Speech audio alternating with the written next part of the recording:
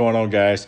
Today we're going to be installing the Epic Crow Molle overhead for the Sky One Touch top on my 2024 Rubicon 392. Seems like a pretty simple install. The instructions do not come in the box. It comes with the contents packaging, but the instructions are online on their website, so you can pull those right up. But like a pretty basic install. Some of the stuff you won't have to use as far as the contents because it's already mounted to it. I'll turn the camera around so you guys can see it. You can see here the packaging came in, plenty of styrofoam holding in place. Came in a giant Ziploc bag. Came with another little Ziploc bag that had the contents of the box and a cool sticker. The contents is over here. Go grab those. So you can see right here, apologize for the camera angles, but I'm doing this by myself. But you can see this is what comes in the package. Some of this stuff is already mounted on the rack itself. So the front and rear closeout panels, that's already mounted. So you won't be using the screws and the flanges down there for that. Or they're called a double nut plate, not a flange. But the last one down there, so you won't be using that. You won't use the screws that have 16 of them. You don't use that as well.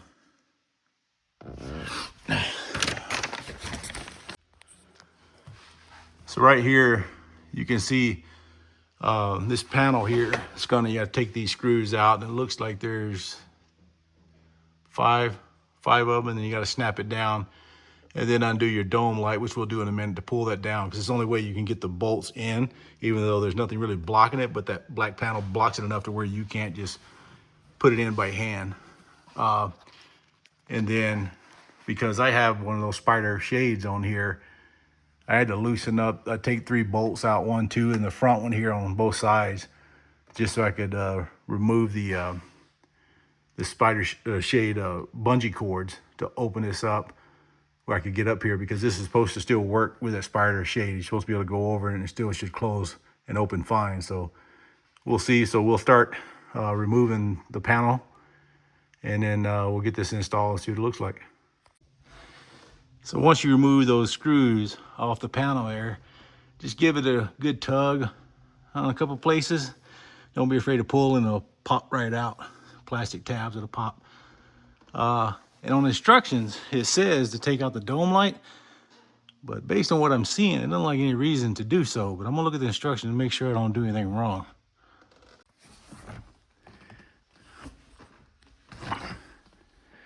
So looking at it, there's a difference between the 2018 to 23 versus the 24 plus.